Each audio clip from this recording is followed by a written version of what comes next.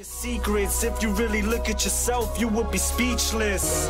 What happened to being doctors and teachers? What happened to being your brother's keeper? Nowadays, kids more worried about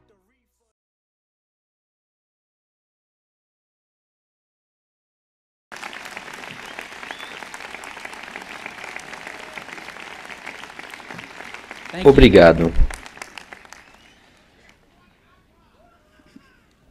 É uma honra estar aqui hoje, na formatura de uma das melhores universidades do mundo.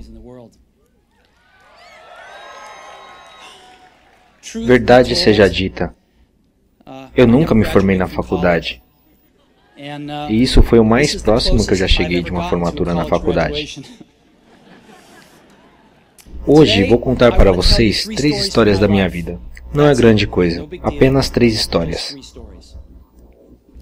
A primeira história é sobre ligar os pontos. Eu deixei a Reed College depois dos primeiros 6 meses, mas eu fiquei um tempo de 18 meses antes de eu realmente desistir. Então, por que eu desisti? Começou antes de eu nascer. Minha mãe biológica era uma jovem e solteira estudante de universidade, e ela decidiu me colocar para adoção. Ela achava muito fortemente que eu deveria ser adotado por pessoas formadas. Então, estava tudo armado para que quando eu nascesse, fosse adotado por um advogado e sua esposa. Exceto, quando eu apareci, eles decidiram na última hora que na verdade eles queriam uma menina. Então, meus pais adotivos, que estavam numa lista de espera, receberam uma ligação no meio da noite dizendo: "Apareceu um garoto. Vocês o querem?"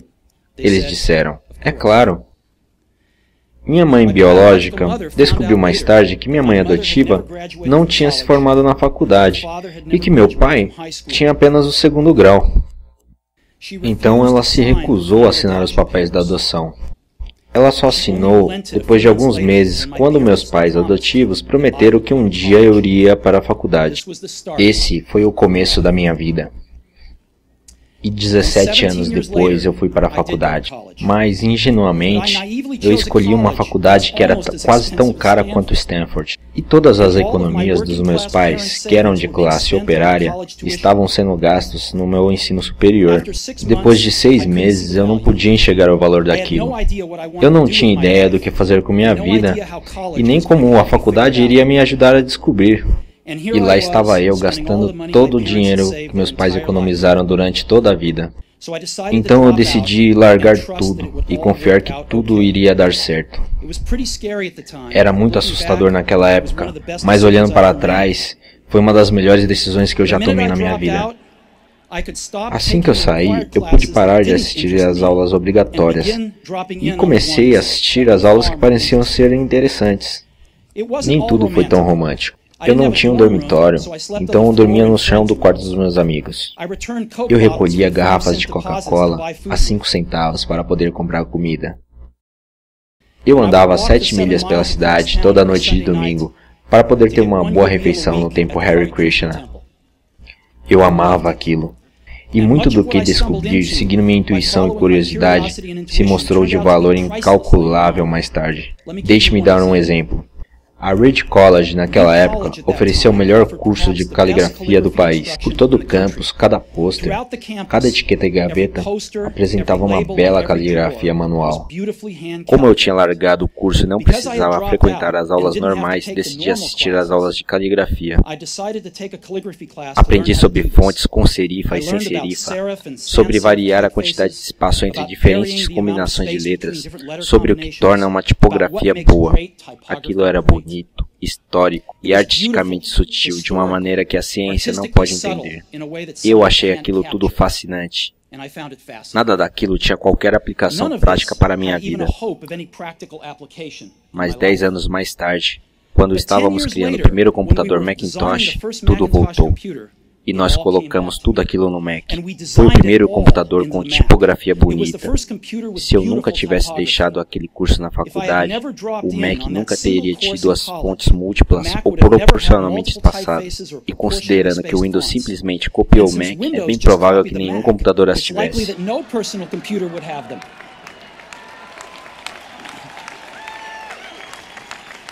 Se eu nunca tivesse largado o curso, Nunca teria frequentado essas aulas de caligrafia, e os computadores poderiam não ter a maravilhosa caligrafia que eles têm. É claro que era impossível conectar esses fatos olhando para frente, quando eu estava na faculdade. Mas aquilo ficou muito claro, olhando para trás 10 anos depois. De novo, você não consegue conectar os fatos olhando para frente. Você só os conecta quando você olha para trás. Então tem que acreditar que de alguma forma eles vão se conectar no futuro. Você tem que acreditar em alguma coisa, sua garra, destino, vida, karma, ou o que quer que seja. Essa maneira de encarar a vida nunca me decepcionou e tem feito toda a diferença para mim.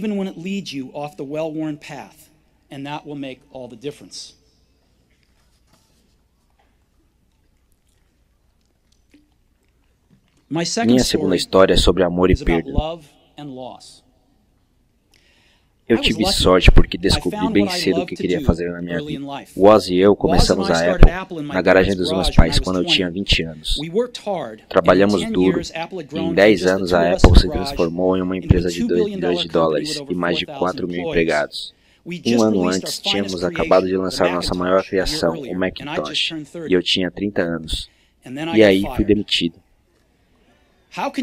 Como é possível ser demitido da empresa que você criou? Bem, quando a Apple cresceu, contratamos alguém para dirigir a companhia. No primeiro ano, tudo deu certo, mas com o tempo nossas visões do futuro começaram a divergir. Quando isso aconteceu, o conselho de diretores ficou do lado dele. O que tinha sido o foco de toda a minha vida adulta tinha ido embora e isso foi devastador. Fiquei sem saber o que fazer por alguns meses. Senti que tinha decepcionado a geração anterior de empreendedores, que tinha deixado cair o bastão no momento em que ele estava sendo passado para mim. Encontrei David Packard e Bob Noyce e tentei me desculpar por ter estragado tudo daquela maneira. Foi um fracasso público e eu até mesmo pensei em deixar o vale. Mas, lentamente eu comecei a me dar conta de que eu ainda amava o que eu fazia. The turn of events at Apple had not changed that one bit. I'd been rejected, but I was still in love. Foi quando decidi começar de novo. Não enxerguei isso na época, mas ser demitido da Apple foi a melhor coisa que podia ter acontecido para mim. O peso de ser bem-sucedido foi substituído pela leveza de ser de novo iniciante, com menos certeza sobre tudo. Isso me deu liberdade para começar um dos períodos mais criativos da minha vida. Durante os 5 anos seguintes, criei uma companhia chamada Next, outra companhia chamada Pixar, e me apaixonei por uma mulher maravilhosa que se tornou minha esposa. A Pixar fez o primeiro filme animado por computador, Toy Story, e é o estúdio de animação mais bem-sucedido do mundo. Em uma inacreditável guinada de eventos, a Apple comprou a Next. Eu voltei para a empresa e a tecnologia que desenvolvemos nela está no coração do atual renascimento da Apple. E Lorraine e eu temos uma família maravilhosa. Tenho certeza de que nada disso teria acontecido se eu não tivesse sido demitido da Apple. Foi um remédio horrível, mas eu entendo. Era o que o paciente precisava. Às vezes a vida bate com um tijolo na sua cabeça. Não perca a fé. Estou convencido de que a única coisa que me permitiu seguir adiante foi o meu amor pelo que eu fazia. Você tem que descobrir o que você ama. Isso é verdadeiro tanto para o seu trabalho quanto para as pessoas com que você ama. Seu trabalho vai preencher uma parte grande da sua vida. E a única maneira de ficar realmente satisfeito é fazer o que você acredita ser um ótimo trabalho. E a única maneira de fazer um excelente trabalho é amar o que você faz. Se você ainda não o encontrou, continue procurando. Não sossegue. Assim como todos os assuntos do coração, você saberá quando encontrar. E, como em qualquer grande relacionamento, só fica melhor e melhor à medida que os anos passam. Então continue procurando até você achar. Não sossegue.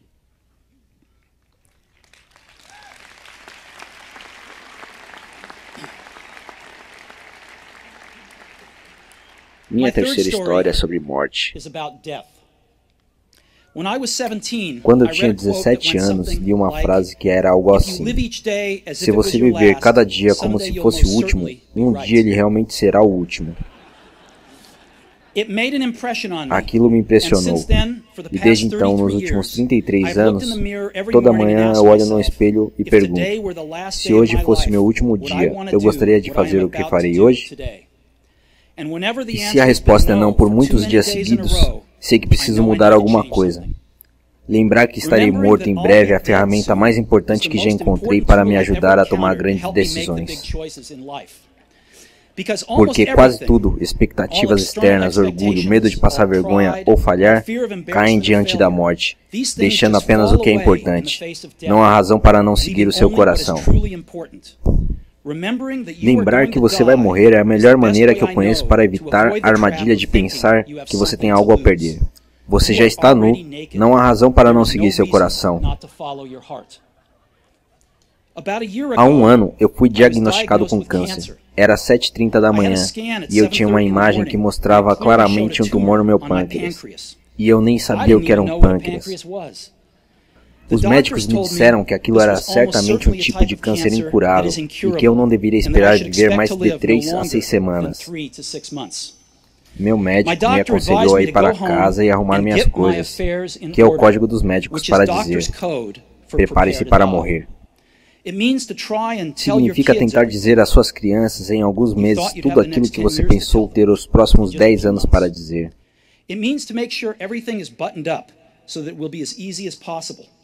Significa dizer adeus. Eu vivi com aquele diagnóstico o dia inteiro. Depois, à tarde, eu fiz uma biópsia, em que eles enfiaram um endoscópio pela minha garganta, através do meu estômago e pelos meus intestinos.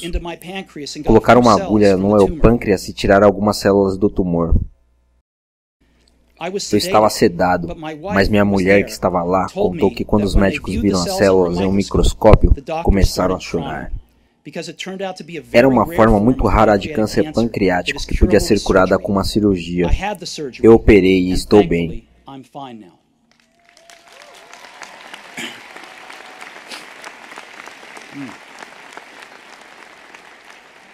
Isso foi o mais perto que eu estive de encarar a morte. E eu espero que seja o mais perto que eu vou ficar pelas próximas décadas. Tendo passado por isso, posso agora dizer a vocês, com um pouco mais de certeza, do que quando a morte era um conceito apenas abstrato.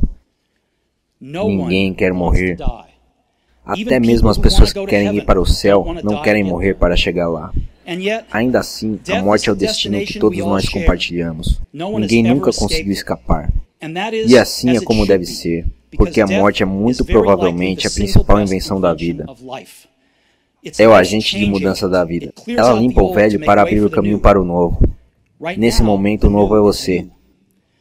Mas algum dia não muito distante, você gradualmente se tornará um velho e será varrido. Desculpa ser tão dramático, mas isso é a verdade. O seu tempo é limitado, então não gaste vivendo a vida de outra pessoa. Não fique preso pelos dogmas que é viver com os resultados da vida de outras pessoas. Não deixe que o barulho da opinião dos outros cale a sua própria voz interior. E o mais importante, tenha coragem de seguir o seu próprio coração e a sua intuição.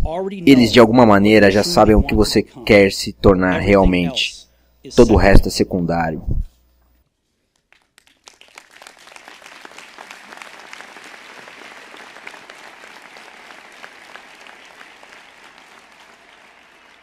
Quando eu era pequeno, uma das bíblias da minha geração era o Catálogo de Toda a Terra.